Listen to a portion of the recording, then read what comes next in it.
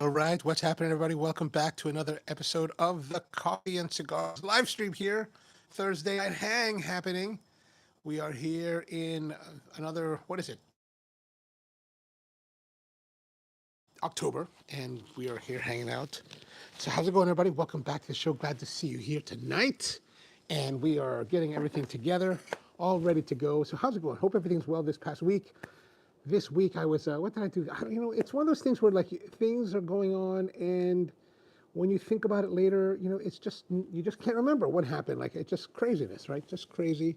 And I don't know what's going to happen. Like, I think we've got some problems with the feed. I've been having trouble with my phone all day long with the actual feed of this live stream, where we're just with the internet connection. So I don't know if it's, I don't know what it is. I don't know what it is. Basically, we're here at the house. We actually had a power interruption right around 12:45. And ever since then, ever since around that time, my phone has had difficulty just getting data. It's just been really slow. George Shem's with us. What's going on, George? How are you? Mom, good to see you. How is going on? Let me just tilt this a little bit, a little back. Let me go back a little bit with this, and I think we could tilt just a little bit more. One of the problems with doing this setup that I have using the phone in this orientation is that while I'm getting proper, orientation as far as everything's not backwards, I just can't see what's happening until it comes across the monitor. And the monitor, I'm watching the show. I'm watching the show as you are from my other computer on another account. So everything's just a few moments behind. So it's always a little bit odd. And we have reached a point here in Maryland where it is cold. Now today is cold. Like, I've got the heater running in here. I'm just pulling it over so I can feel it.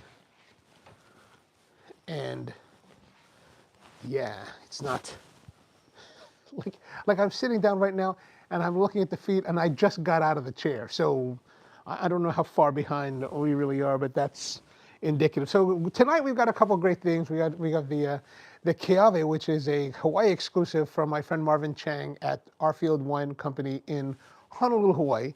I saw him back in May when he was here for the Preakness, and he gave me two cigars. One we had called the Ula early on, which was really a fantastic smoke.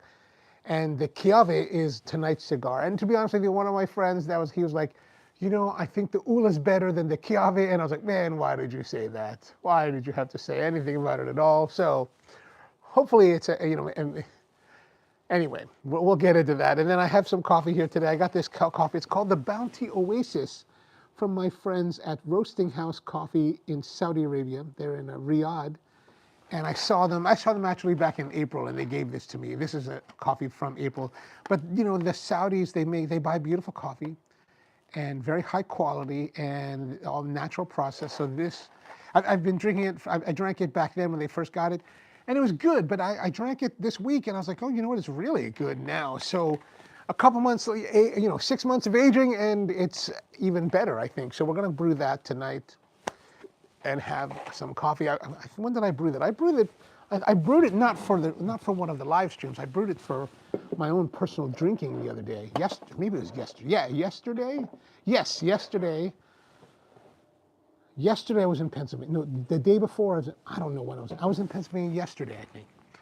And I brewed it up there, and it was just fantastic. So I was like, oh, let's do it again. So I've got the Kogu brewer, the camping, dripper that I've been jonesing for, lusting for a long time. So got that finally back in April, of course. And then we're going to use the filters. And I didn't, grind it. Actually, my grinder, I've got this grinder from a company called Fellow.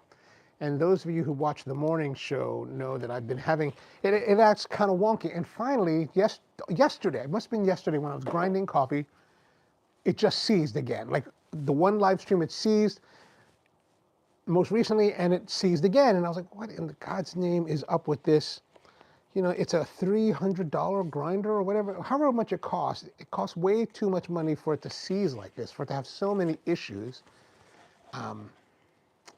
My friend Matt he's so angry with all of his Fellow stuff. He just hates it now. He's just like, it's a piece of garbage. And I've been like hesitant to think that, but you know what, man? We're getting to that point where it's like, Yeah, it could be garbage. Could be garbage. All right, let's get into it. I love this kind of 60s funkadelic bag artwork they have on it. As you can see, Roasting House. So they do nice coffee at Roasting House. Mashallah, they're really a great coffee company. Actually, all the coffee companies I worked with and know out in Saudi Arabia, they're all really focused on quality and really just making beautiful, beautiful stuff. And now I can't open these bags. I always have trouble opening these bags. I don't know why. Maybe I'm too old for these bags. Okay, there we go. Now, man, there's that beautiful kind of like Robitussin-esque kind of like fruitiness that comes from the natural processing. Oh man, I do love that kind of grapey, Dana tap kind of flavor or aroma. So we're gonna take this hand grinder. This is the Porlex. That's not the Porlex. This is the Kogu, and it has the Kogu. I've shown this before. It's ceramic burrs, and it has this intermediary step where we have a what do you call it? A screen, a mesh screen that separates the fines into the lower chamber. And actually, I'm going to put those the fines from the other grind in here into the ashtray. We're going to burn those. Actually, Brian sent me a video a couple weeks ago, and he was like, you know, there's this video, and this guy has some ground coffee, and instead of using mosquito punk, he uses the ground coffee. He lights it, and it gives the smoke, and it chases away all the mosquitoes. And I don't have mosquito problems here at the house. I got tick problems, but not mosquito problems. So it's like I haven't had the opportunity. I don't really have a need to test it out, so I haven't tried it yet. What we're going to do is we're just going to take the coffee. We're not going to measure it. We're just going to pour it into this holder. This will hold more or less 20 to 24 grams of coffee, maybe a little bit more, depending on the size of the bean. But we're just going to fill it up. And that's going to give us just the right amount of coffee to use for our serving. And the excess, I'm just going to pour it off and put it back in the bag. I'm going to seal the bag because, you know, we want to make sure that we save as much as we can, squeeze out as much of the air as possible. And there goes military helicopters flying over. So now put the cap on. And then now we're just going to grind. Grind away. George says it's chilly out. Why doesn't this thing scroll? There we go. It's chilly out. Still got shorts on. Oh, yeah, baby. I got the shorts, too. And the sweatshirt, hood engaged, and enjoying a Don Pepin red ERB. Oh, excellent, excellent, excellent. Tony's with us. What's going on, Tony? That coffee grind trick did not work for me. Mosquitoes. Uh-oh, what's happening here? Well, we're going to see. Oh, actually, why don't we see if it burns? I've got a little bit of the fine stuff in the. Let's see if I can. Whoa. Let's see if I can.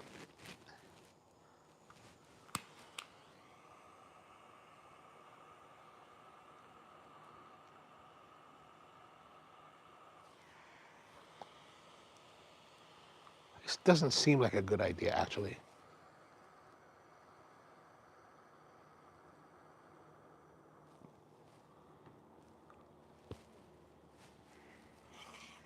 I don't think that's a good idea. It doesn't smell very nice at all. I think I'd rather have the citronella burning. Actually, I don't really like any of it.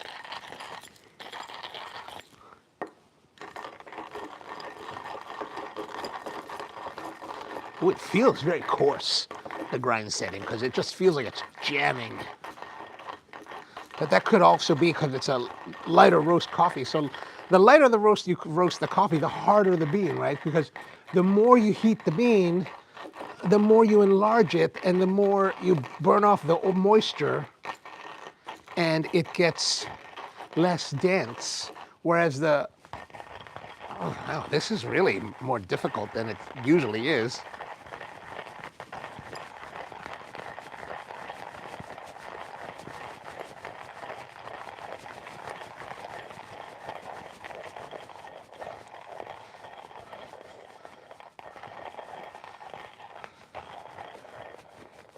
Still don't find this terribly enjoyable. Okay, so I'm just shaking around a little bit because I want to separate the fine grinds into the lower chamber. Oh, we got quite a bit. I don't know if you can see that, but there's quite a bit in there. And then we're just going to add the coffee in to our filter here. Great. And then shake to make it nice and level. Now I do have some hot water already in my thermos. You know, I could boil it, but then you know what? I just don't feel like boiling it. That's just craziness. Okay, so open up the spout, and then now we brew.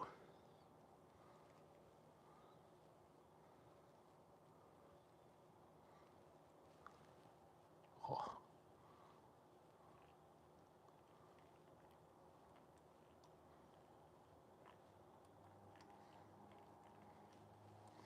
All right, here we go. We're brewing.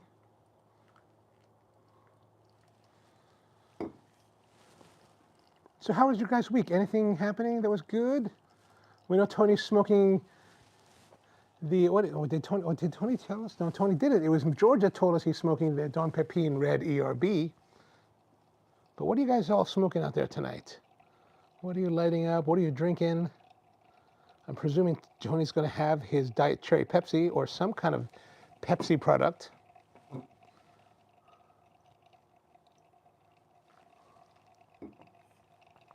I went to a local barbecue joint today because as I was driving around, the power went out, and I was like, man, I got no way to cook at home. I'm going to go and get something to eat. So I went to this local barbecue joint, and, you know, it's just not... I got the brisket sandwich. Seemed like that could be probably the best it could be, but it just wasn't... It was just bland, no character, no flavor.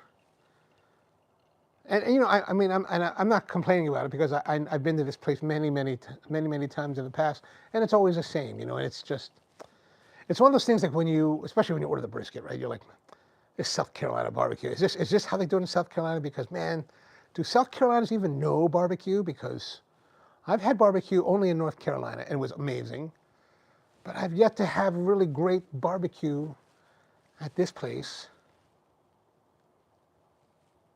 And, you know, I got the brisket. It was probably, you know, it was dry. It was kind of hard. You know, they just cooked it. They didn't really cook it. And, you know, I guess the problem is that once you've toured and been to some of the greatest of Texas brisket barbecue, you know, you can't help but to compare, right? So it's like, why do I do this myself? I should have just gone to Arby's.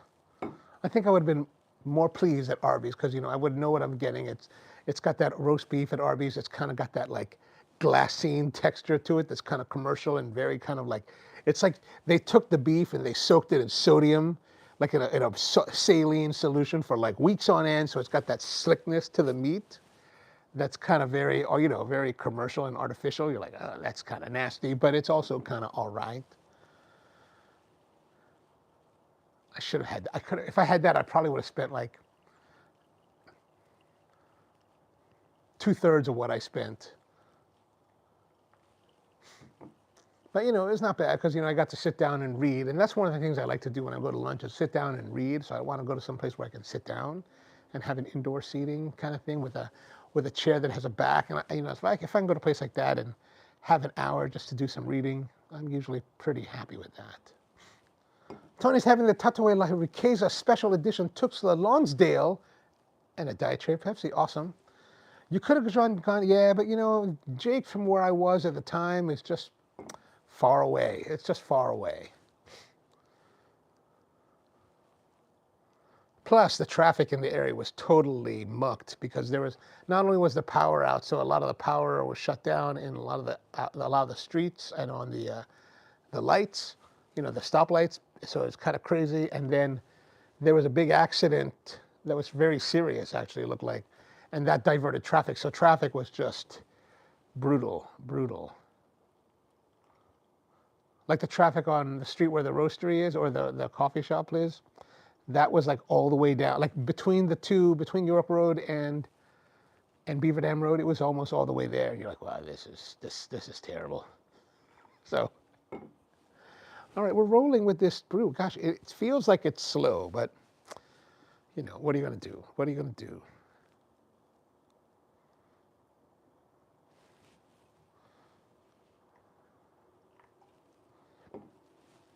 I mean, it's still flowing steady. It just, I don't know. I feel like we're taking a long time with it. And I don't know what time I started the brew, so it's hard to say.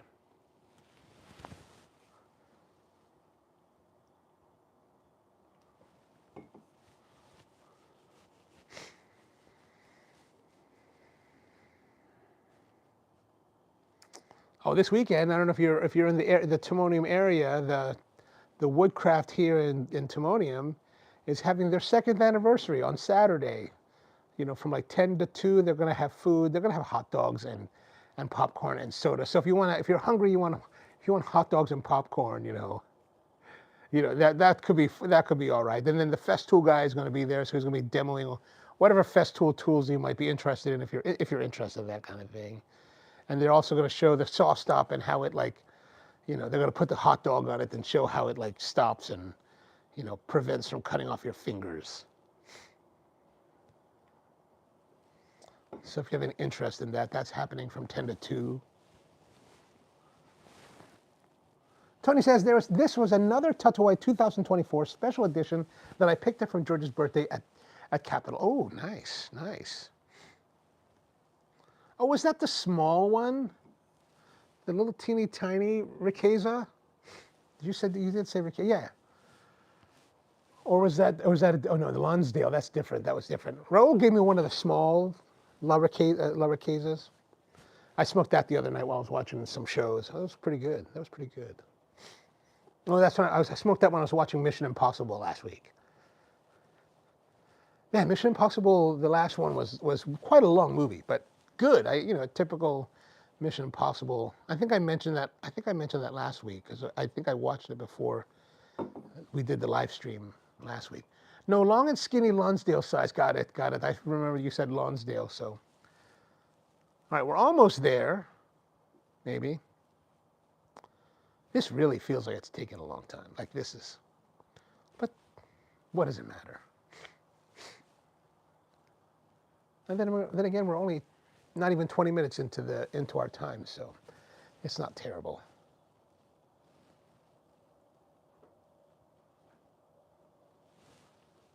What do they tell us about this coffee? This coffee, oh, it's from Colombia. And we're supposed to have notes of coconut, milk chocolate, and cherry. So it should be kind of interesting. Like, it did have a really nice aroma. And as I was driving up to Pennsylvania yesterday drinking it, I was like, this is pretty darn good.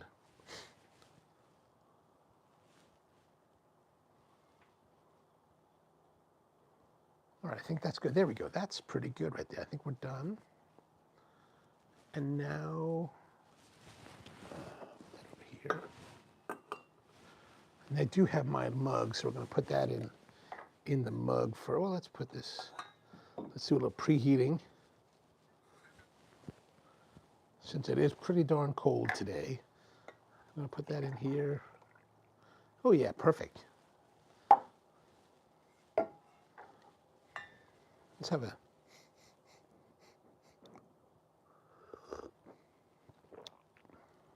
that's one of the things about doing it out in this kind of environment where it's cold and open air like this, brewing.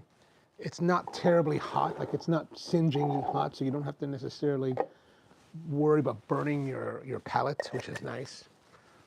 All right, so there's a little bit of brightness, a little bit of twang to it.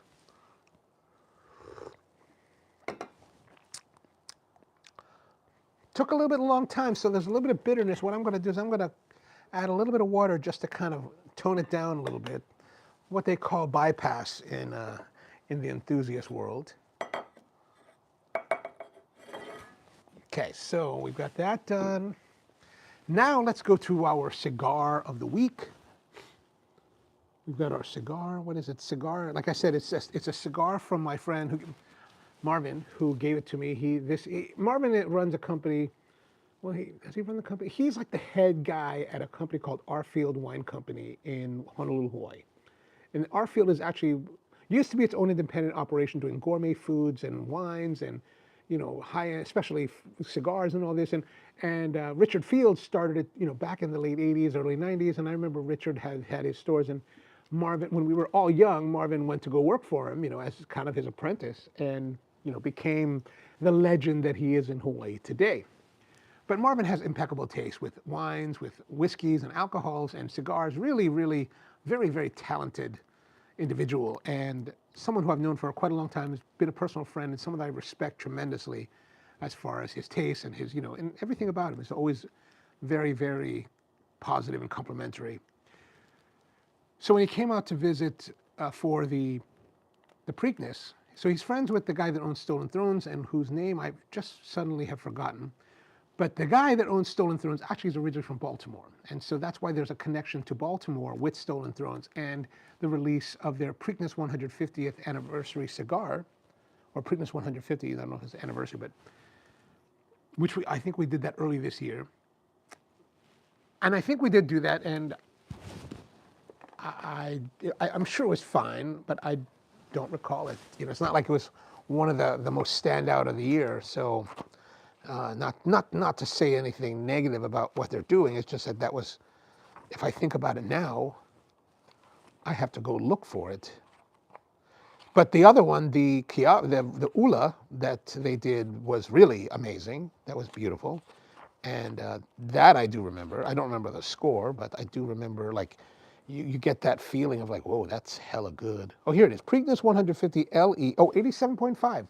And we did that, back in,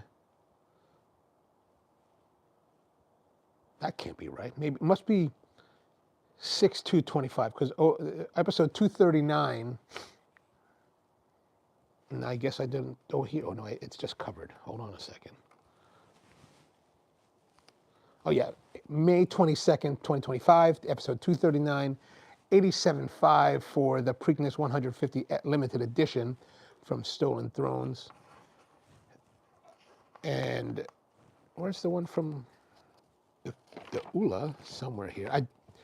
Everything's a little bit mishmashed in here. I need to really sort through it and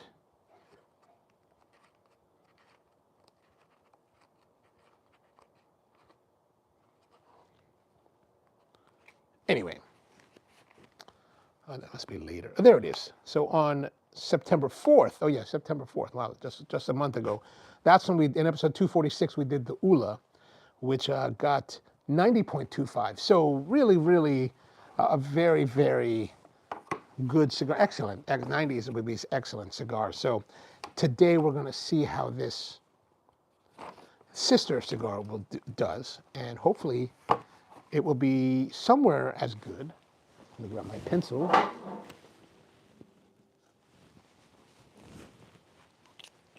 So this is 251, 10/9/25.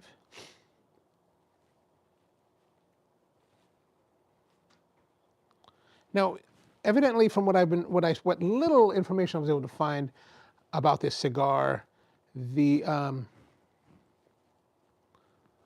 this series has actually been going on for a couple of years at least. So there was a Kiawe 2024. I presume there was an Ula 2024, and but I haven't tried any of those. So,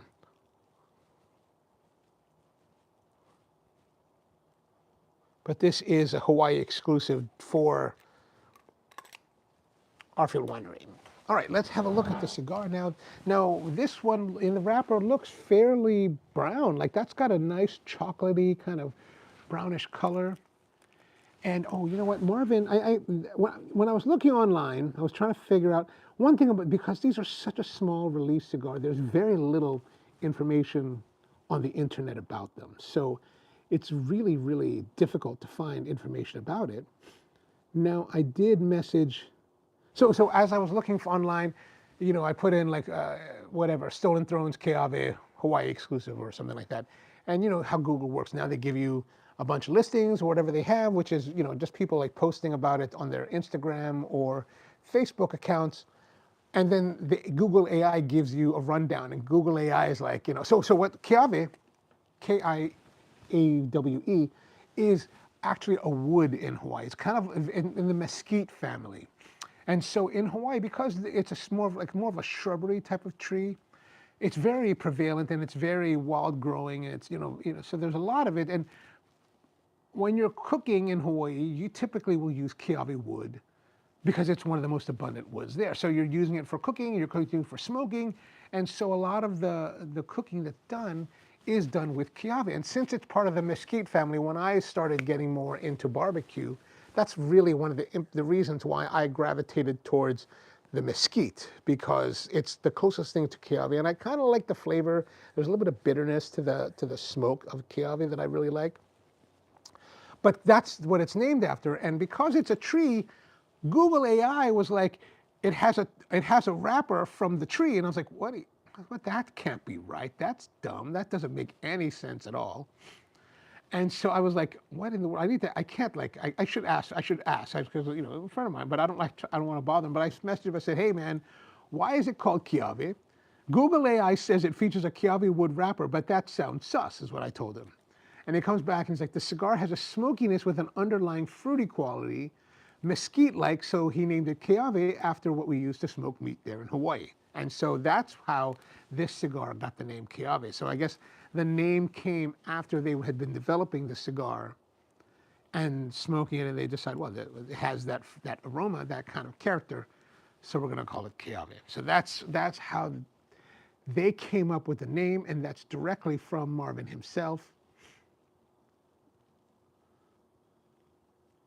So yeah, there it is, a little bit of insight. Tony asked, did you order some? I haven't ordered anything. I haven't really been in the mood to buy cigars or anything like that. Yeah, just, I haven't really bought anything. My buying stuff has been focused in other areas. All right, let's open it up here. So you can see here, it's a little bit darker. I almost went to buy some cigars yesterday when I ended up in Lancaster for a little bit because I wanted to get a jean jacket at the Levi outlet. So I got my jean jacket. And I thought maybe I should get some cigars just to smoke. Because, I'm like, I feel like at home, I kind of limited as what I can smoke. So I'm like, well, I don't have a variety. Maybe I need to buy a couple sticks so I can enjoy them. And remember that cigar place that was across from the Tangiers outlets where the Polo Ralph Lauren store used to be? There was one of those old school, tired old 90s era cigar lounges with the overpuffed leather seats and all that. That place is gone. They totally razed it. I don't know if they're going to come back or not, but they totally razed it. That whole center is gone. And I don't know what's happening. Brian's with us. What's going on, Brian? So it's a pretty dark wrapper. Look at that. That is. So because it's a limited release and nobody's written anything about it, I have no idea about all the other details. But there is a nice, maybe smoky, but more deep. If it's a smoky thing, it's a deep smoky that's reminiscent of manure, but it's not a forward manure. It's a very reserved kind of manure. Tony says, I figured since you were talking to Marvin, you may have dropped him off question. I mean, I'll message him, but I didn't order. I just kind of texted him and said, hey man, what's the deal with this wrapper deal? George says, wait, you bought a jean jacket from Levi's? It's 2025, not, here's the thing. So I was I don't know what happened, but I've never been a jean jacket kind of guy. To me, growing up in the 80s, right, here in Baltimore, you wore jean jacket, you were a grit. And I was never a grit. You listen to 98 Rock, which is the hard rock station at the time. Now I think it's classic rock. But you had the long mullet style hair.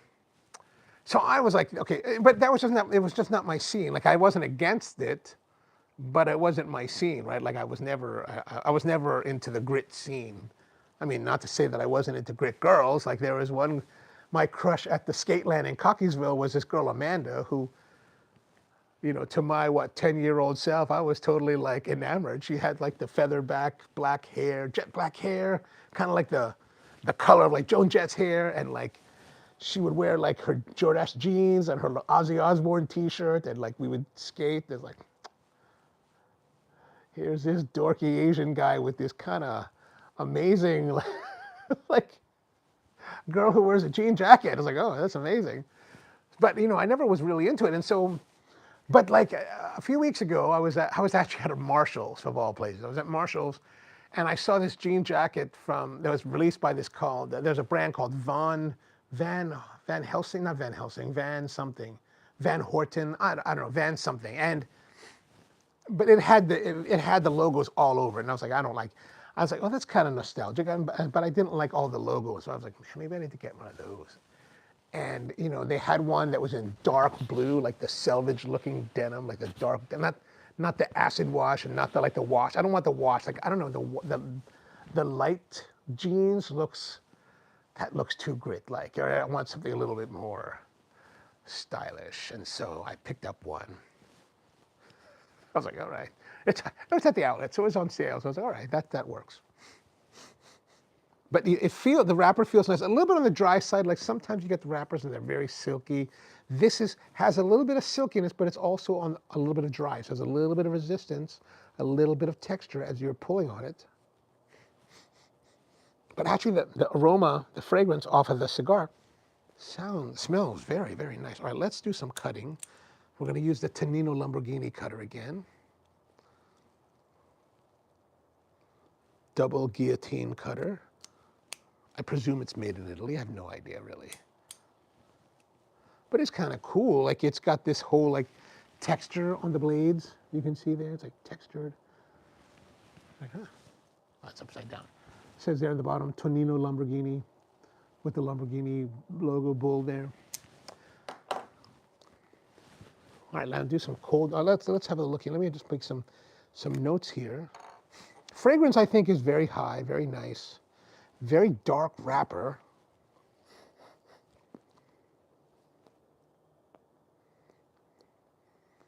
George 1 says, honestly, I didn't even know jean jackets were still made. Good for you for being... Is it really original? Like, I don't know if it's original. But I was like, eh.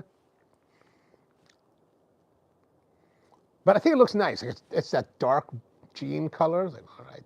Like when you get jeans that are like they're too hard because they're like unwashed, they're unused. So they're all like stiff. Remember those like jeans when we were young? You get them and they're super blue and you're like, man, they're super blue. Like this is super blue. Now in the cold draw, good resistance. So it feels like it's a nice, nice roll. But there's also a bit of spice, man, a bit of spice. But not a hard bit of spice, but kind of a smoky, dark kind of spice. Really kind of intriguing, actually. I'm going to say that's very good. I'm going to say we're pushing, I'm going to say 9 on this mother. I think excellent on this fragrance and cold draw. All right, good. Oh, actually, I'm sorry. This is actually the Kiawe 20. This is the 2024, not 2025. This is what happens. I don't really read what I'm looking at. So maybe they only do one release a year. Maybe the red, the Ula, was the 2025 release, and the Kiawe was the last year's release. I don't know if maybe that's how it works. Tony says, I'm vintage. I'm vintage. I'm totally vintage. All right, we're going to turn this on. This lighter I'm using here is called the Lenk. It's a company called Lenk. They're LPT 200. And I think this is one of those cheapo kind of like torch lighters. Maybe it was designed, maybe it's really meant for like some kind of tool work. And I bought this years ago, like well over 10, 12 years ago. And this is the lighter that nearly caught my truck on fire. So I used to have a 2004 GMC pickup truck. And I remember the first time I was using this, I was driving somewhere and I had never really used this. So, or maybe I'd use it for whatever it was, but I was like, so you could see here, there's a trigger, not a trigger, but this selector here. So if all the way here is off, right? And then it has intensity of on. So I turn all the way and then you unlock the trigger, right? Because it won't fire. So you twist it to unlock it and then you hit the button. Whoops. And it lights. The problem is that I was holding it, right? So I turn it and I'm lighting my cigar and I let go. I didn't realize that it doesn't turn off. And I put it down on the seat. And I keep driving. And a few moments later, and it takes a while, I turn the valve off. It takes a while for it to die out. And a few moments later, I smell some smoke, and I'm like, what is, holy moly, the seat. So to GMC's credit, this foam seat, you know, it's fabric with foam. I mean, this torch is right on. It's right, the nozzle is right on the fabric. It burns through the fabric. It burns part of the foam. Part of the foam is melted.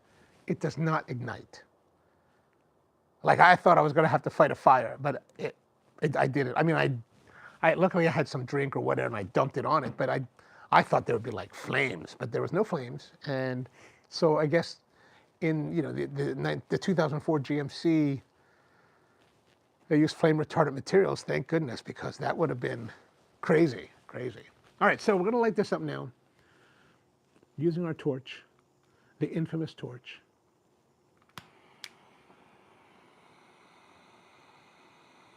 Oh, there is a little bit of a shaggy foot. I forgot to show you that, but now that I'm lighting it, it's too late.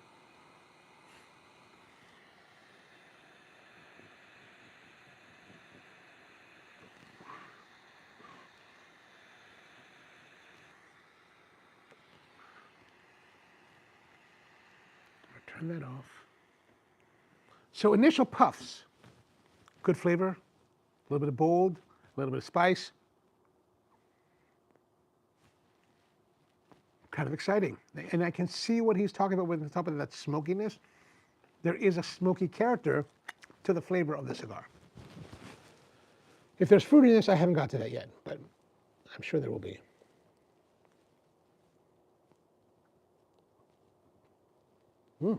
Good smoke production. God, that tastes, it's a little bit, so if I remember correctly about the Ula, this is a different cigar. It's much more brooding, it's much darker, it's much heavier. Not tremendously heavy, but heavier. It's kind of like, yeah, brooding would be the best way to describe the character of this. Like it's definitely a brooding cigar. Like it's like,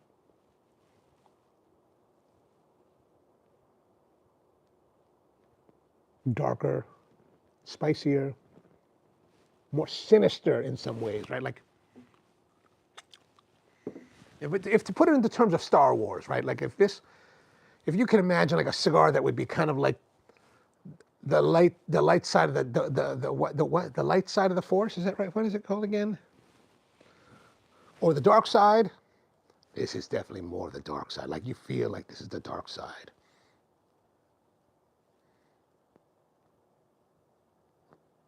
Like that's nice. Like that's.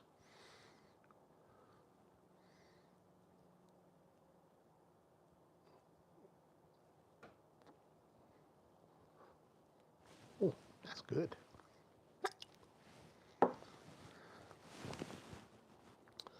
All right, we're off to a very good start. Like it's got some spice to it. It's got some weight. It's got some body.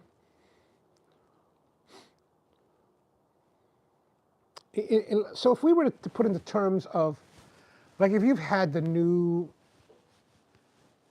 what's that one called? El Triunfador Robusto, or if you're familiar with like the Revenge from Roma, they have that, there's a weightiness to those cigars, right? There's a similar weightiness with this cigar. Character-wise, it's quite different, right? Like there's a weightiness and a different kind of heft. This with like the Revenge, this one has a weightiness, but there's also actually a brightness to it. Maybe that's the fruitiness that Marvin was talking about, but there is a brightness to kind of balance that, to counteract it, to give it light to the dark.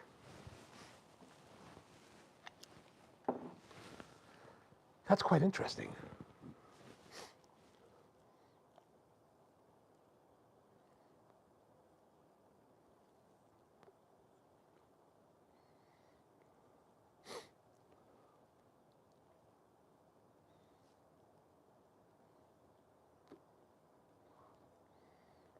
Oh yeah, all right. Definitely heavier brightness. As I puffed on it more, that brightness really increases.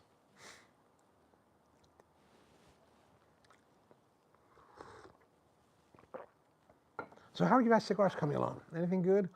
Brian, what are you having tonight? Mom, how about you? Are you having anything to smoke with us on this fine evening in the cold?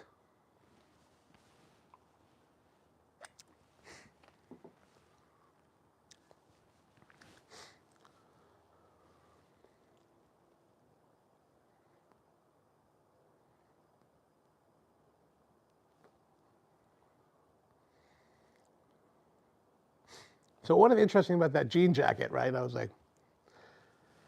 looking at a few of them, and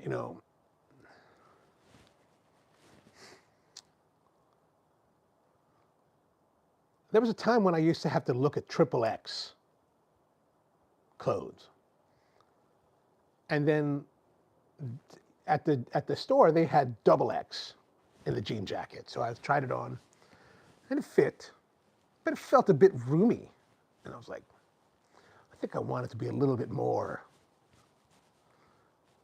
right? So I grabbed the XL. Oh yeah, baby, it worked. I was like, holy crap! I haven't bought XL sizes in years. I was like, man, now I really got to get hardcore on it, man, because I just spent that money. George one says, Don Pepin is awesome for the $11 price point. Of a touch-up, it needed great flavor. Oh, nice, nice. Mom's not having anything yet. Doesn't want to get in trouble. I understand. I understand. I've been having to watch over my niece and nephew these last couple of days. So I've been taking them to school in the morning, picking them in the afternoon, and man, like, I gotta get there. They want to go to school at like 7:15. So I'm like, man, I gotta get up at 5:30.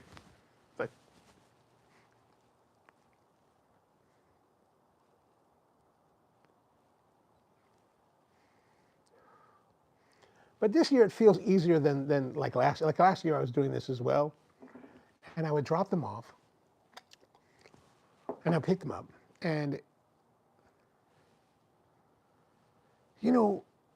like last year I felt like, man, there's just no time to do anything. Like I was totally felt crunched for time because you got to go back at like 3 o'clock. And you think maybe 8 o'clock, 3 o'clock, that's enough time. Man, that's not enough time. Like you got to start thinking, you got to start heading back at like 2:30. I was like, man, this is. But to this time, they were getting out at 4:30, so it was actually fairly easy. I was like, all right, this wasn't too much of a crunch.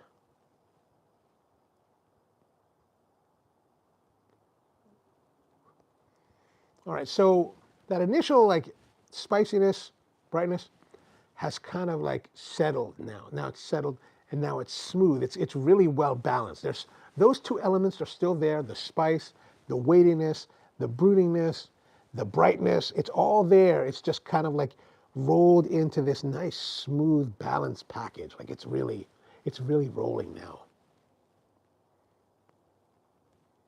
Like we're reaching a point with this cigar that I really want to start puffing on it harder.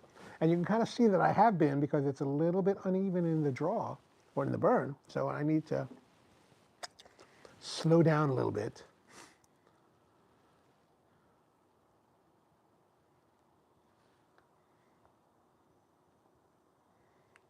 Mom says he'll be ready to relax at 10. Ah, okay. So this is kind of like your pre-gaming.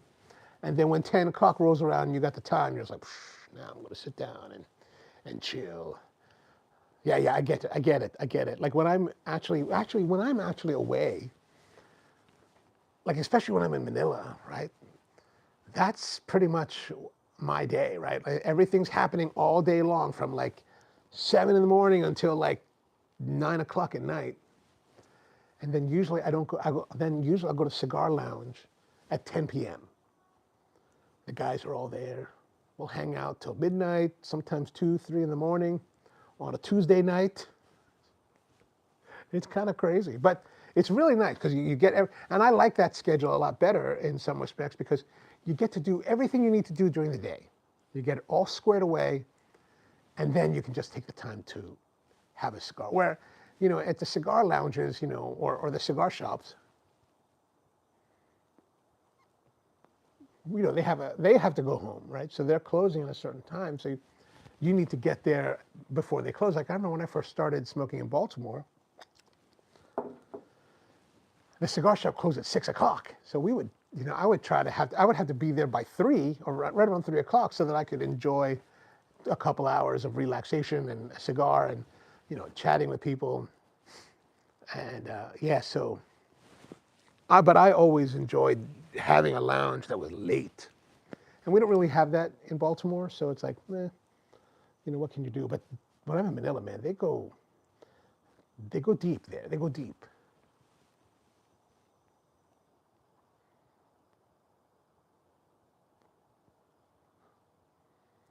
Oh yeah. So the thing is that while it's got weightiness, it's not too heavy. It's kind of got there's that brightness which I think gives it kind of that feeling of lightness to it. So it's very enjoyable to smoke. Like this is very, very enjoyable to smoke.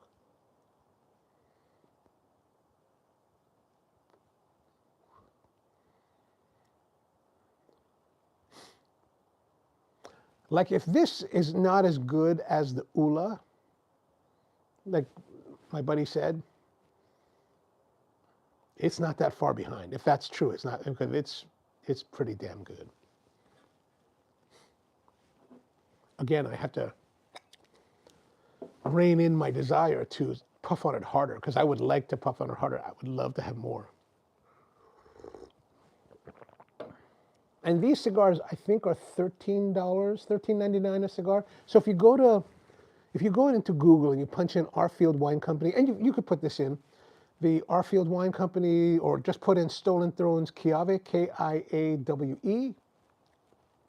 It should, the listing for, I think it's, it's Arfield Winery, but I think it's, it's from Foodland Hawaii's website. And it just, at least it popped up when I did the show notes yesterday. So it should pop up today. And yeah, they're actually, was it 2040? It's almost 9 o'clock, 6 hours now. Is it 6 hours, 5 hours? 5 hours now. So it's still only 4. It's like 4:48. So you could call them and someone should be there.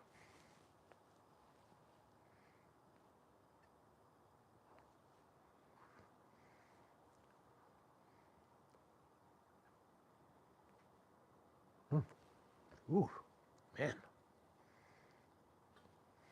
I tell you what, that Marvin, he really knows how to put cigars together. It was through Marvin that I actually met Skip Martin from Romacraft back in 2013. I was flying through Honolulu. I kind of I was in Asia and I'd made a side trip to Honolulu. I got into town, I called Marvin and he's like, we're having an event tonight. I was like, what? Yeah, it's a new cigar brand that I just got in called Romacraft. I was like, I never heard about it. And I remember I went to the event and you got a pack of like 5 cigars, a whole, the original Cro-Magnon was in there, and a bunch of other stuff Aquitaine, I imagine, the original line, right? And I remember I was smoking them, and I smoked through the whole pack.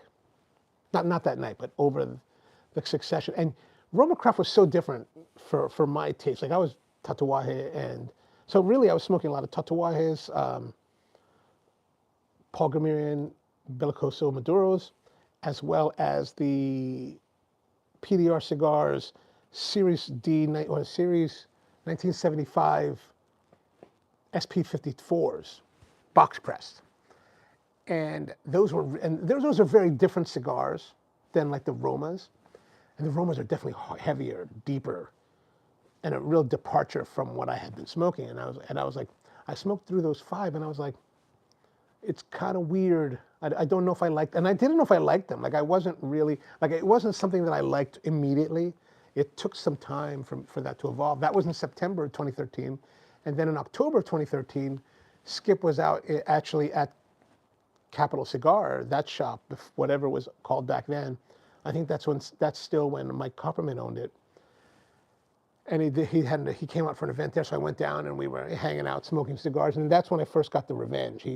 I bought a box of Revenges at that show, and that's really what kind of springboarded the stuff. And I guess maybe that's why the Revenge has always been kind of my go-to in their line. And then years before that, in 2004, it was Marvin that first introduced me to Tatuaje and Pete Johnson. Evidently, Marvin was Pete's number 6 account ever, and so he brought the Kohonu at the time to I was staying at my friend's house in Aleva Heights, Frank, and he came over. He's like, I got these new cigars, man. I want you to try them. So, all right, let's try it out. And yeah, fantastic. So he's always had a really good taste in cigars.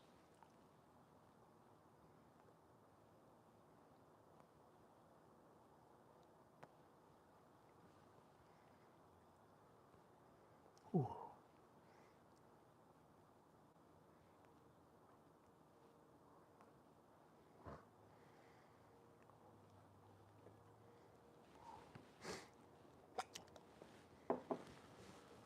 Boy, the nice thing about this is that we got this coffee's a bit bright, right? This natural Colombian. And the brightness kind of matches well with the cigar. And I wasn't sure, since I didn't really know the character of this cigar until we started smoking it, I really didn't know that would be. I just kind of grabbed it because I've been enjoying it yesterday. So this has been a very nice, serendipitous kind of event here. And George 1 says, not one touch-up. Oh, you mean on the Don Pepin? Awesome, awesome. Glad to say there's no touch-up yet needed here.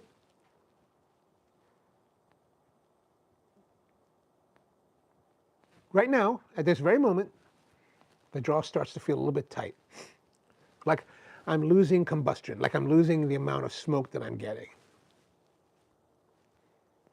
So I'm a little bit distressed.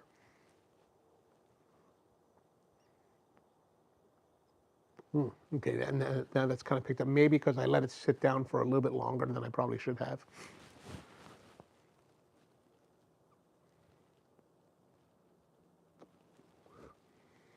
The peril here now is that because I was like, oh, I'm losing combustion, I better start puffing. I'm puffing more, and I'm like, oh, I got to puff more because I'm enjoying it. And then now it's like, I'm going to puff too much.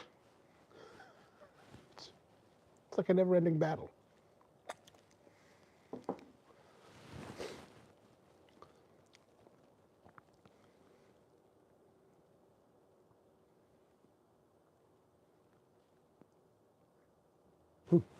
We're going to slow down, slow down, slow down.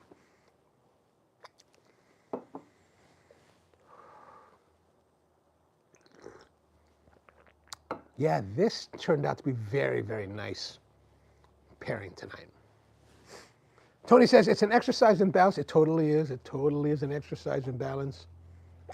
And you know, that interesting you say that because I got to say this cigar, all the flavors that it's having is also an exercise in balance. It's well balanced. Like it's got a lot going on.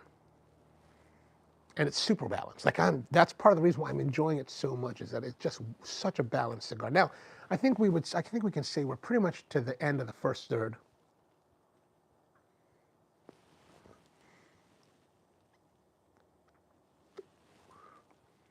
So I would say the body, like, I can't say the body's like very heavy, but it's definitely above the medium. But qualitatively, man, I can only say excellent. And flavor-wise, I think we're in the same place. Still excellent as well. So we're talking 9, so 18.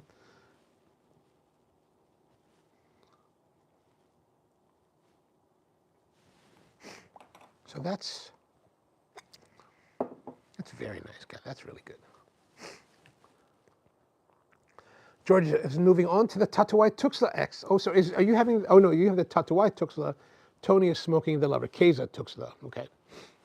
Which size Tuxla is this? Or is that the one that's the, I don't know. I don't know what I'm saying.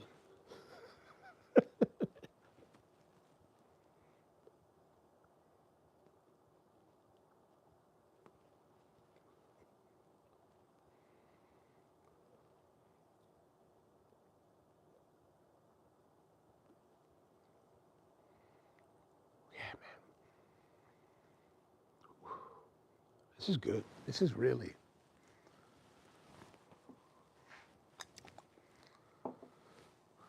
how did we do comparatively with? I'm going to see. I'm going to look back. I don't like to normally look back, but I'm going to look back, and just to see comparatively how we were doing. I mean, we're kind of in the same direction with the ULA.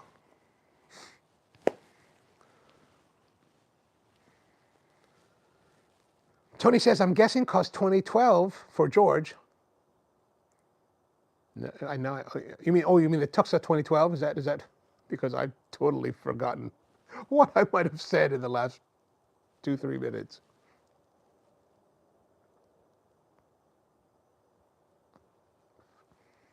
So any shows been good? I haven't really. I finally. Oh, I did. I was going to say I haven't really watched anything, but that was not true. I've been watching the Only Murders in the Building, but I actually I forgot to watch this week's episode. I didn't download it yet, so I need to go and do that. But I started watching the other day the Star Wars Andor season 2. I don't know if you've seen that, but it's actually pretty good. I've only been through the first 2 episodes, but I'm like, oh, all right. I need to try that. One of the guys on the morning show was pushing this show called Task.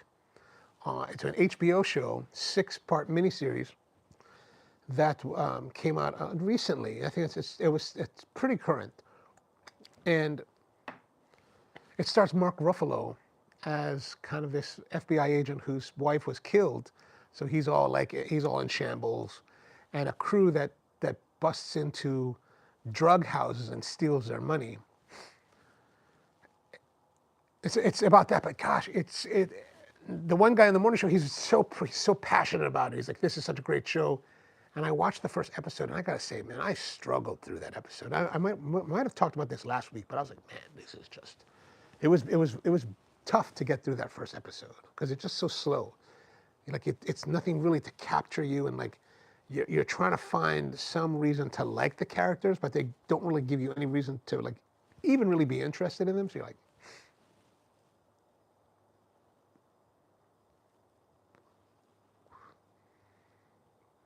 it is the 2012. Okay, great.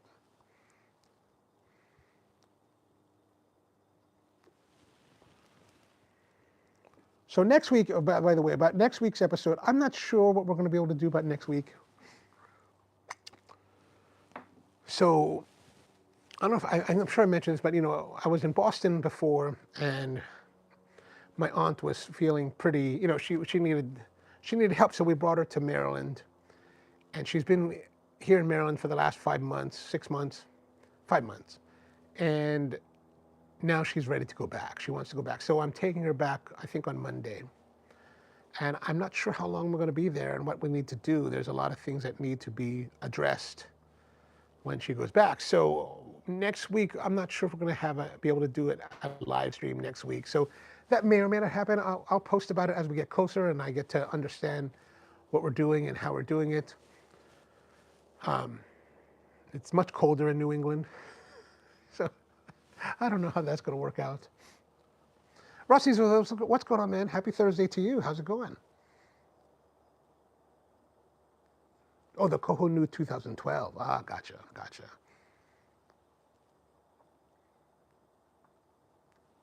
I haven't really smoked through the other Kohonus.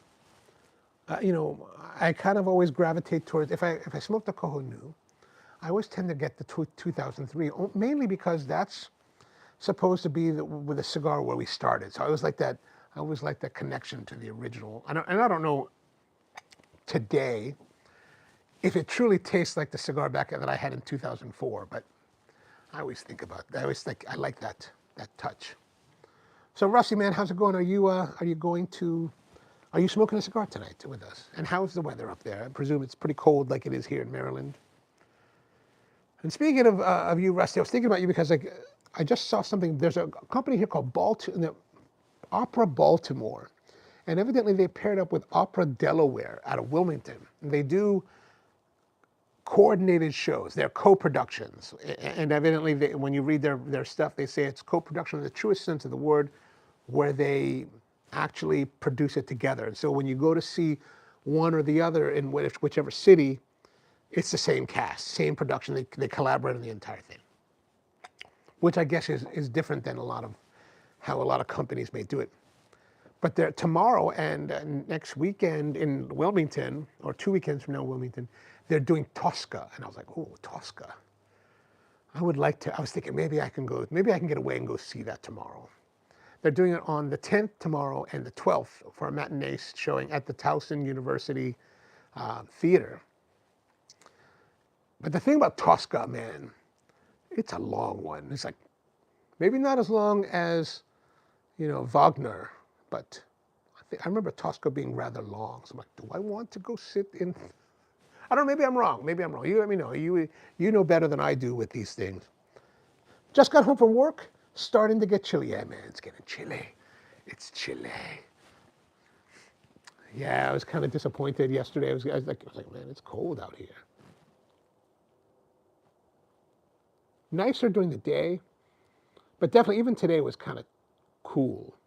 There was a point where I took off this vest, but I was like, it's not that long. 3 hours. 3 hours. Okay, that's still pretty long, but I guess not long for operas. It's not like what's it, Flight of the Valkyries, which is like 5 hours. Like, good Lord, 5 hours. I don't know if I can last that long. I gotta pee at some point. And Rusty says, I like the jean jacket. Style it. Thank you. I was telling you, George Wan was like, man, what do you think it is? 1998 or 1982?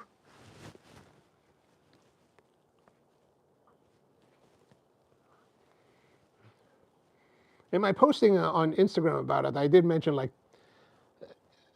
the girl that I had a crush on at Skateland, but I also mentioned one of my good friends, David Fox. And David is someone I went to college with, and David was a guy that always wore the jean jacket and always wore the jeans. That was his uniform. Jean jacket, jeans, and boots. Not Western boots, but those kind of like biker boots. And I was like, right on, man, right on.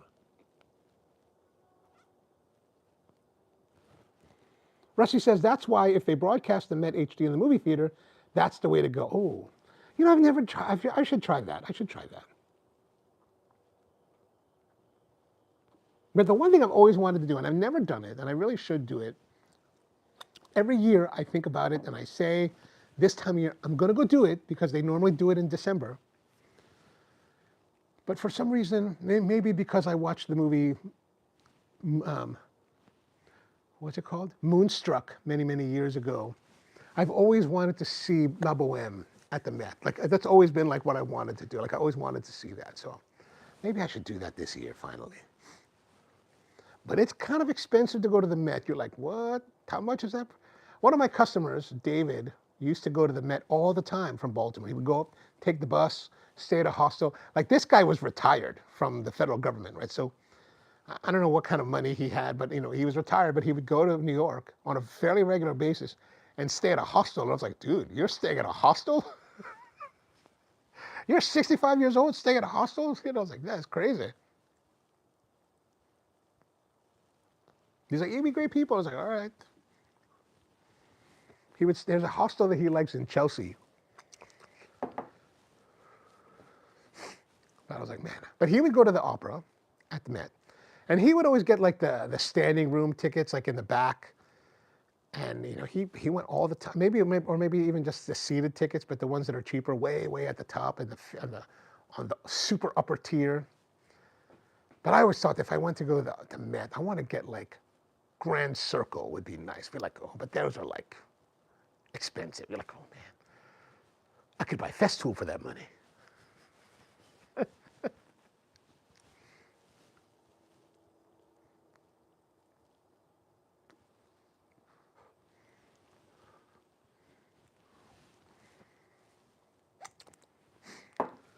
So I don't know if you guys follow your sporting teams, but the Ravens have been just abysmal this year. Abysmal. I've never seen the Ravens play so poorly.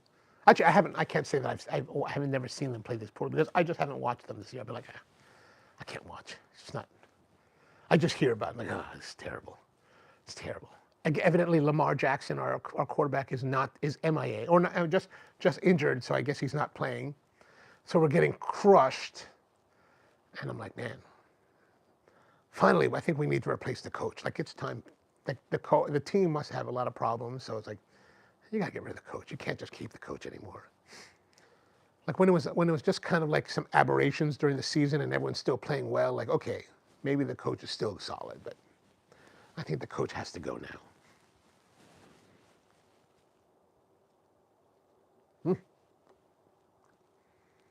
So this cigar, as we've been progressing through it, like remember early on, I was like, these are the pronounced, the brooding darkness, the brightness, the body, the spice. And then as we were working our way through the first third, it all kind of was started to blend together more. Now in this second third, especially at this point, it's very well blended together. It's very like smooth and together. It's just tight, just a tight flavor cigar that's just like performing beautifully. It's beautiful. It's a beautiful smoke.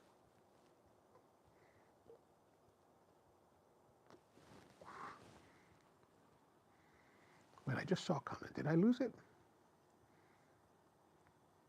Did you remove that? Somebody said about the colonoscopy watching it. It really is. It's terrible. I totally understand. I totally hear. And then in the Ravens world, like we've got, there's a big fan base here, right? And there was a guy that I would see at the games all the time. Like they call his real name was Wes, big black guy, right? Older gentleman, but super fan. Like he was known as Captain Defense, and he had like a captain's hat, and he had the purple uniform, and he would have like the braids. You know how like people like military guys have braids under on their shoulders. He would have like white chains as the braids, and he was always everywhere. And he was a really great guy, and I would see him at all the games when I used to go and have PSLs. And he passed away this week, and I was like, oh man, really sad, because he was really a good person. Like everyone that I've only seen him, I never really met him, but by everyone that I know that knew him, they were always like, man, yeah, he's awesome. He's an awesome. Always like trying to do charitable work, supporting the team, meeting fans, taking pictures with people that want to take pictures of him. So really sad that he passed away this week. George Brightman's with us. What's going on, OnoLive crew? I'm listening to Mike Herklots play tonight at the show. Oh man, that's right. Give Mike my regards. Tell him my apologies. I'm not able to join him today. But if you don't mind, George, if you have a little bit of time and you hear this, maybe you could shoot a little, maybe Patrick's shooting it. Maybe shoot some video that we can see. I would love to see Michael play.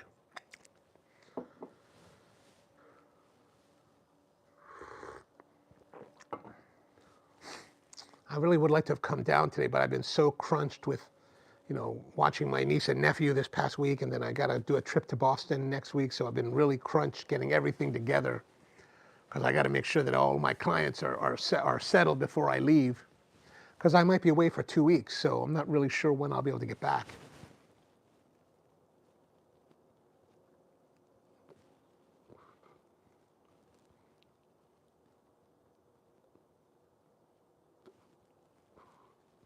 Oh man, so nice, this one. George, if you're still listening, I'm curious to know, like, was he releasing a new cigar today, or just an event to welcome him? I don't recall the details.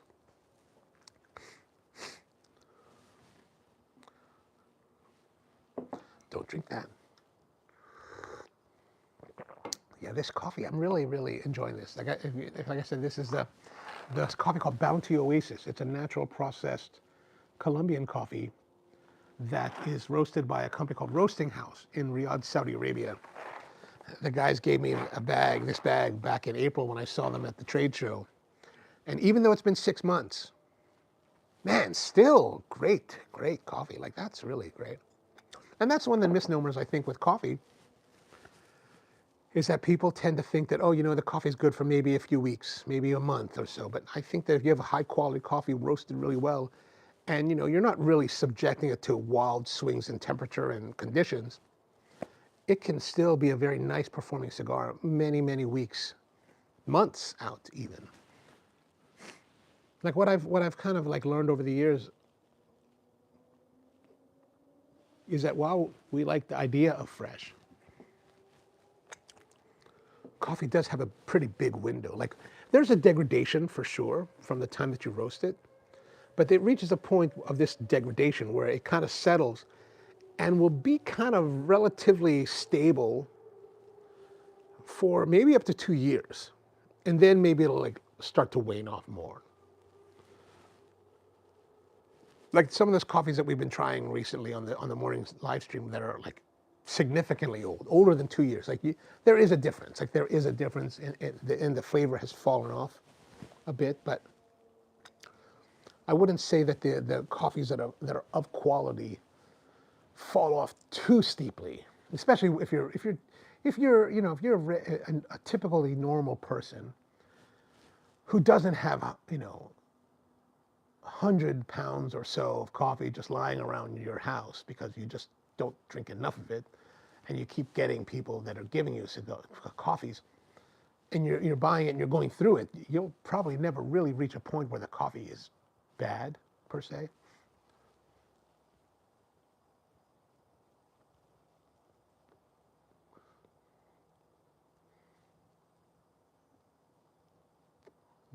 My goodness. I think it's safe to put maybe the second third, which I think is performing just as well, perhaps even a little bit better. Maybe even better. Flavor-wise, better. But body-wise, I think it's still the same. I think we're going to still say it's excellent at 9. But I would say that even there's been some improvement because of that better balance, better blending together. So I'm going to say it's improved just a little bit. So I'm going to give it 9.25.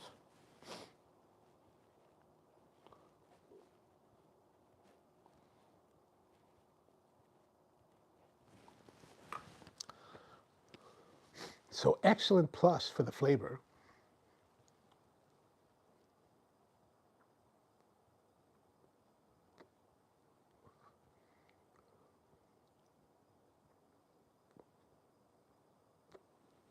Oh, my goodness.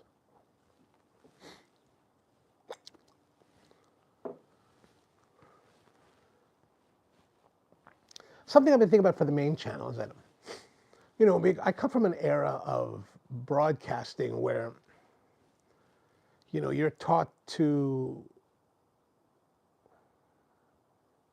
choose your phrasing, right? Like if I look at like creators, modern creators today, like on YouTube, right? A lot of them will use profanity on their videos, and I tend not to use those things. And those of you who know me in a personal setting know that I tend to be very colorful in the way that I speak in person, rather than how I may speak on the live streams or in the videos. And I was thinking recently, like, I wonder if it'd be kind of interesting to do a video, like coffee videos, where I'm, reviewing coffees or something, and I'm like being more natural, I guess you'd say, more NSFW, non-safe for work.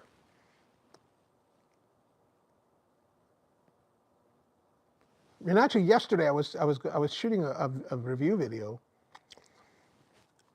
I've been doing this series of coffee videos called Clutch or Sus, right? And clutch and sus are two like slangs from the modern era of young people. Clutch being something that's really good, sus being something that's suspect. And one of my morning viewers was like, "You're not really using it in the right context." And I was like, "Isn't that the better?" Like, I think I said to the comment return to him, I was like, "Isn't that better?" Meaning that, isn't it more appropriate that some old dude like myself is like using it wrong compared to how like my niece and nephew would use it? Like if I'd say to my nephew, like, "Oh man, I'm feeling really riz today," the reaction is very cringe. Like they're very like, "Oh God, please stop talking." George 1 says, watching the Ravens is like getting a colonoscopy without anesthesia. Oh, took me a while to spell anesthesia. It's all right, man. Accurate spelling is not, we will not discount you for making some grammatical errors here. This is a safe space for you. But I was shooting a video yesterday, and I was actually making a video about this coffee, and it's a coffee that I featured in one of the morning live streams this week. This is the house blend coffee from Costco, their Kirkland signature brand. And it's actually a fairly dark roasted coffee, which I'm not a big fan of dark roasted coffees. Like, this is pretty dark. But the interesting thing about this coffee is that while it's a dark roasted coffee, and I find that to be a little bit offensive to a certain extent, it's actually a pretty decent quality coffee as a green coffee. So there's very little defects, nicely sorted, even sizes, not super small. So it's not like the remnant discards that a lot of companies that are grinding their coffee will use, and very low in the defect count. So it's very clean and even sweet to a certain extent, but it's all just darkly roasted. And I was shooting, and I was thinking, I'm going to shoot two versions of this. Like, just going to shoot them and then like do one reaction that's like regular, and then one that's NSFW. And as I was shooting it, I just couldn't do it. I just didn't. I was like, I did the whole thing, and I was like, and then after I was like, man, I totally forgot to do that. So I don't know. I don't know if that'd be interesting or not. I wonder if like it would get more views if I was like, oh, what the, all that kind of stuff. Rusty says, I'm a Giants fan, so I know your pain, but we have sucked.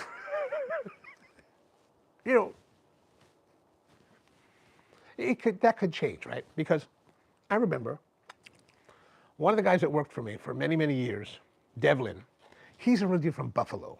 So he's a Buffalo Bills fan. And especially like 15 years ago, he was working for me. And I remember we were talking. I said, man, like we hate the Steelers. Like, it's just a bitter, brutal rivalry. And I said, there's a lot of that out there, but nobody hates the Buffalo Bills. I was like, oh, nobody hates them, because the Buffalo Bills sucked for many years. So you're like, the Bills, all right, cool.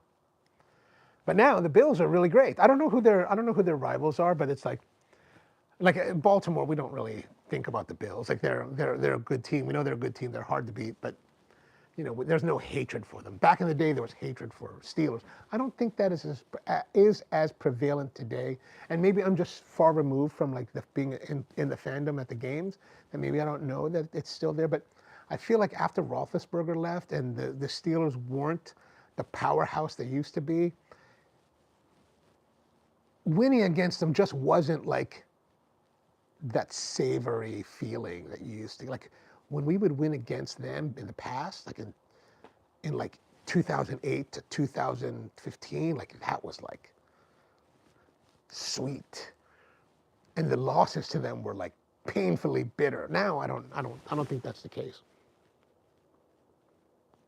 Because I think the teams are very different now. Tony says the NSFW seems pretty sus. All right, maybe we won't do that.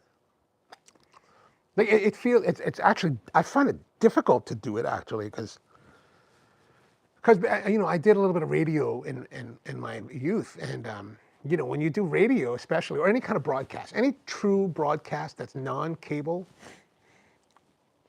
you'd have to get a license to be on the air. And I had a broadcast license from the FCC for radio, and like if you were like caught doing things like that, or you're out like, oh, F this and F that, and this Ave guy is like, you could lose your license and be pulled off the air. So it was like back in that era, the 80s, 90s, you really kind of had to like, tailor your language to fit broadcast.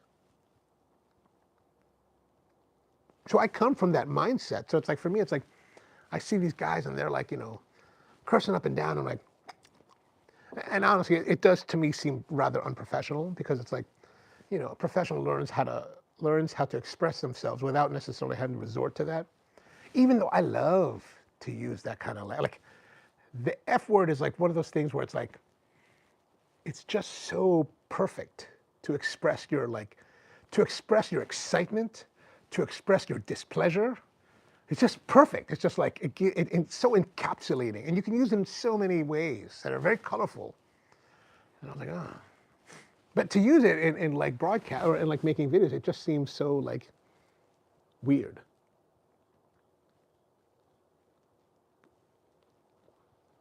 Like, even now, as I like talk about things, it's like, I will edit it, because it's like, oh, it feels weird to say. It feels awkward to say.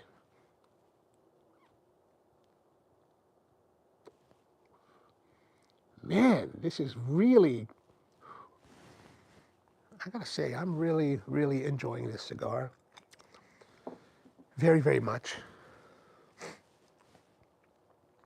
George says, do PSL, or is that PSI? PSL. I don't know if that's a question or a statement, but I used to have a PSL, but I don't have them anymore. I gave them up quite a few years ago because, you know, I've had two major eras of like being Ravens fan. Like I'd follow the Ravens and then I would get into it and then really deeply get into it, and I would have season tickets and I would go, and then it would wane off and then I wouldn't go. And then I had, again, in like 2010, that's when I got back into it again. So like 2004, 2005 was really heavily, then 2010 again, and then I got my own PSLs instead of using my friends. And it came out to the same point where after a few years of intensely going to the games, like even to the point of like, I should go to the games on the road, you know, just like, you know, you get to that point where it's like, I got to do other stuff on Sundays, and I don't necessarily want to go to the 8 o'clock game anymore because I won't get home till like 1, 2 in the morning. Or like you go to the games, like the 1 o'clock game, and you don't get home till like almost 6 o'clock, and you're like, man, this has been the whole. And you went to the stadium at like 8 because you know you got a tailgate, so it's like this is like all day long, which is why I really enjoyed going to the games or watching the games when I would visit Honolulu, right? So you go to Honolulu, 1 a.m. game, because of the time difference, that 1 a.m. game starts at like 7 a.m. So you go so I would go to watch the Ravens. You know, there was a place back then called the Home Bar, and I would call them up during the week, like I want to reserve a table, because they would have all these screens. You get a table, and the screen that's facing your table, you could get any game that you wanted. They had the full NFL package, right? So I would get the Ravens game. I'd be the only like Ravens fan in the entire joint, because everybody else is like, you know, Steelers or like Redskins or whatever. And I'd watch the game, and the game would be done. And it would be 11 a.m. And I'd be like, it's 11 a.m. I still got the entire day to go do what I want, and I haven't burned it. And I was like, oh, that's the way to do it. I was like, that's the way to enjoy football. Tony says, PSA perhaps? George says, do platforms penalize you for bad language? To a certain extent in that, so when you have a channel and it gets to the point of what we call monetization, right? So Google has this thing called AdSense. And so when you're watching YouTube videos and it shows you the ads, if a creator's channel has reached a certain point, you'll get paid a percentage of those ads that are being shown. It's a very small percentage. Like you really have to have a lot of views, a lot of viewers in order to make any kind of money.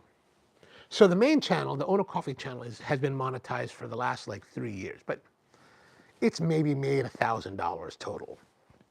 And you know, when you sign up, you're supposed to give them your tax information, so they will, you know, direct deposit your money. And I never sent them my tax information because I was like, you know, I'm going to get like 50 cents a month.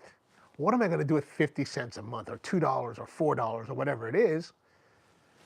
So I just never sent them my information because I was like, you know what, if I get 50 cents or $2 in my bank account, honestly, it means nothing. Like the quantity is so small that you're like, well, I would never put it aside to use it for something that would benefit the channel. So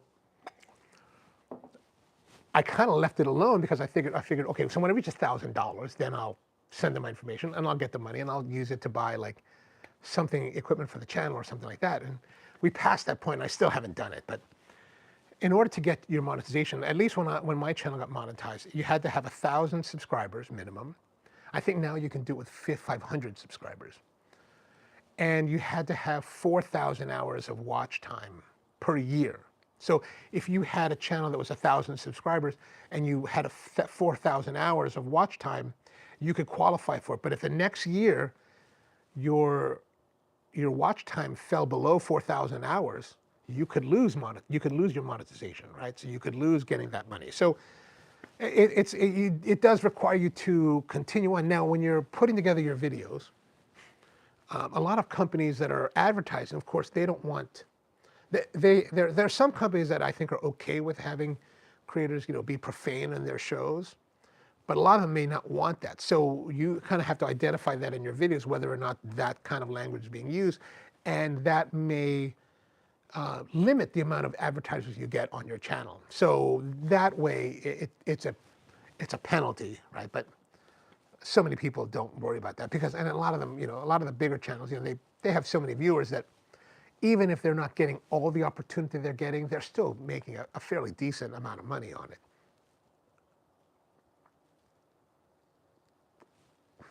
That is not the case for me. Right? But I have another channel called the Ono Tech channel. Mom knows about it because I see him every once in a while. And it was a channel that I created to do like every once in a while I have an itch to do like a tech review about something that I'm using. And I just kind of but it doesn't fit on the main channel. So I was like, well, I'll just create another channel and just, if ever I feel like doing it, I'll just throw it on there and I'll just get that itch out. But since I've been doing this woodworking thing, I've kind of put some more like woodworking type of videos on that channel. And I had a video that came out a couple weeks ago, last month, that so far has nearly 20,000 views. Like it has, in my world of YouTube, it has fully exploded. And like if I look at the statistics for that channel, it's like your channel has received 1,000% more viewers, 1,000% more subscribers than the last 28 days. I was like, whoa, that's crazy. So like it went from like maybe like 50 or like maybe 100 subscribers, and like within the last couple weeks, it's now almost 500. So I'm like, oh. And I think the new standard is 500 subscribers. So and maybe it's 3,000 watch hours. So that has the potential to but that was one video, and now you have to kind of capitalize on that. And I've made a couple other ones that aren't quite the same topic. So it's not, they've gotten the normal amount of views that channel has gotten, which is like 30 instead of 20,000.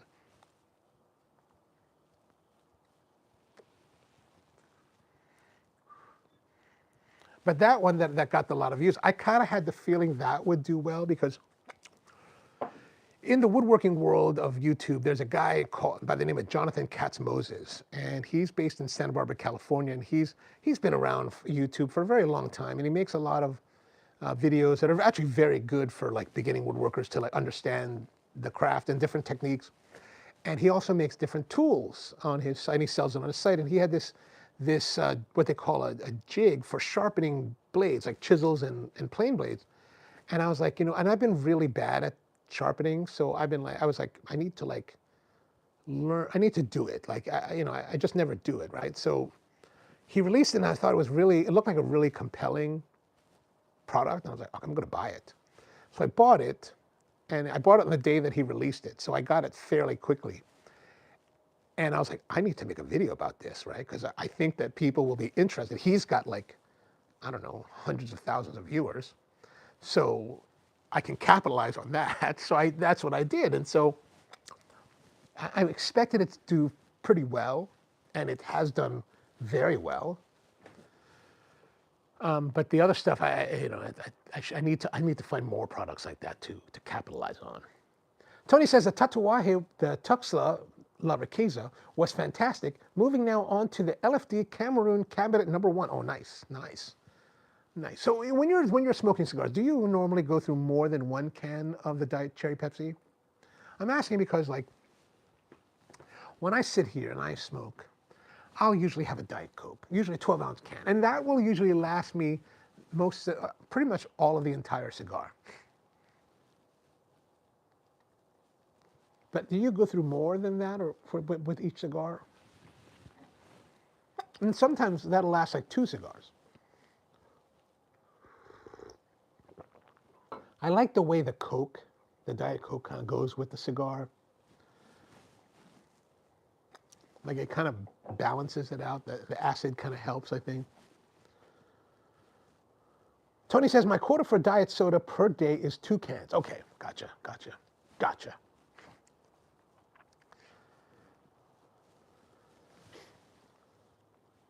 My aunt the one from Boston, she loves Diet Coke. Like she powers through them. I'm like, so I've had to keep a lot of Diet Coke around. I'm like, man, I got a lot of Diet Coke now. When she leaves, then I got to go back to buying more. I'm like, oh man, then we won't have as much. I was like, Last time I went to Costco, I ended up buying 2 cases of the 35 count case. There's still one more left. I was like, oh. But like you, I try not to drink too many. Like maybe one a day. I try to stay, or maybe 2. Like today, I think I would have had the equivalent because I went to that restaurant, so they had refills. So I probably had 2, maybe 3 cans, or maybe 3. When you have the refills, you're like, refills.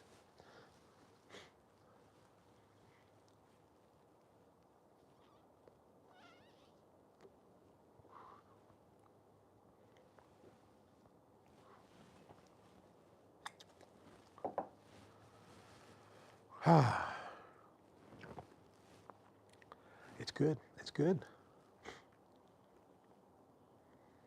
So on the other channel, the tech channel where I do the woodworking, I started doing live streams on that channel, usually Friday nights at 8 p.m. And for the last like month, I've done fairly regular Friday nights.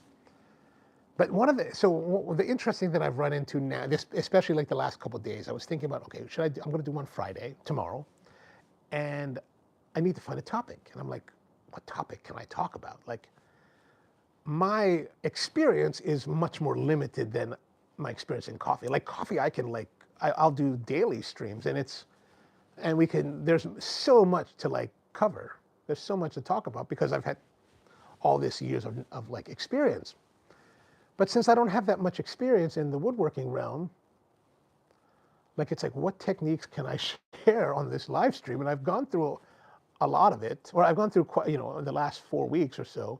And yesterday and this morning, I've been thinking, what can I do? And I was like, man, I was looking through like different topics. I was like, definitely don't know enough about that topic to talk about it. But I think I figured out what I was going to do tomorrow. Like I think I've been kind of doing more finishing videos, right? About like different finishes on wood. And I built this table maybe like 6 months ago out of cherry. And I used tung oil, pure tung oil as the finish. And tung oil it's a really beautiful finish, but it's a very interestingly difficult finish to work with in the fact that it's something that you coat, and because it's a natural tung oil, the curing time is quite long. So it takes you about a week minimum for it to cure, so you can put another coat on it. So if you want to put 4 coats, it'll take you almost a month to do it, because it's like 7 to 10 days. And if you stay to that schedule, then it'll take you a month. If you don't, who knows how long it'll take. But I've got like 4 coats on this table that I have. And with tung oil, you're supposed to do it like maybe once or twice a year to reapply it. So I'm thinking tomorrow I'm going to do that about the tung oil. And I really like the tung oil finishes. I think it's really a beautiful, the depth of the grain really grows. And like the cherry really gets deep. Like it's like the table today looks super deep compared to how it looked when I first made it. And I was like, oh, it's kind of crazy like that.